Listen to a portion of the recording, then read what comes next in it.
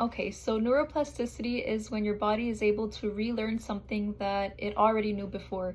So, what your brain does is it makes new pathways for that same skill that you had. So, for example, if this is the pathway that you had to, let's say, be able to brush your hair, and this pathway gets damaged, what we can do through neuroplasticity is make a new pathway to get to that same point so that you're still able to do that activity, to perform that skill, that function. So neuroplasticity, it does take, there's some components to it that we have to incorporate into your program.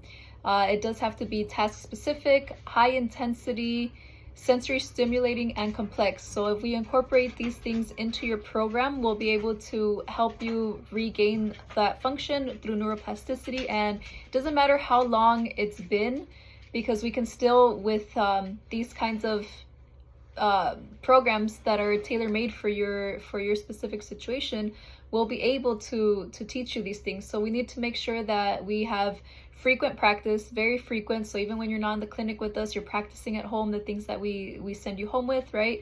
We're gonna mimic real world functions, so they're all going to be very functional activities that are going to be turned into therapeutic activities so that they can mimic one another.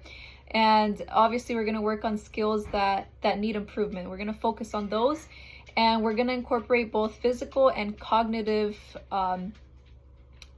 functions into those therapies. So we're going to make sure that you're also thinking along with performing the physical activity. So if we do that, we'll be able to get those pathways back, and maybe you won't be at 100% how you were before, but we'll definitely be able to get something out of it. I know it's been a year, so it is going to be harder. Also, the more time that passes, the more our body gets used to not using the affected extremity, and we start what they're called as compensatory strategies. So for example, if you're not able to use your left arm, you start getting used to doing things without your left arm. And if your left arm is in the way, instead of trying to move it, what you'll usually do is your right arm will take control and move it out of the way for you. So that's also not helpful, because your muscles deteriorate when you don't use them, and you forget about it. You just learn to live without it. So we need to get your mind to think about that arm and using it more. And again, through complex, task-specific, high-intensity, and sensory stimulating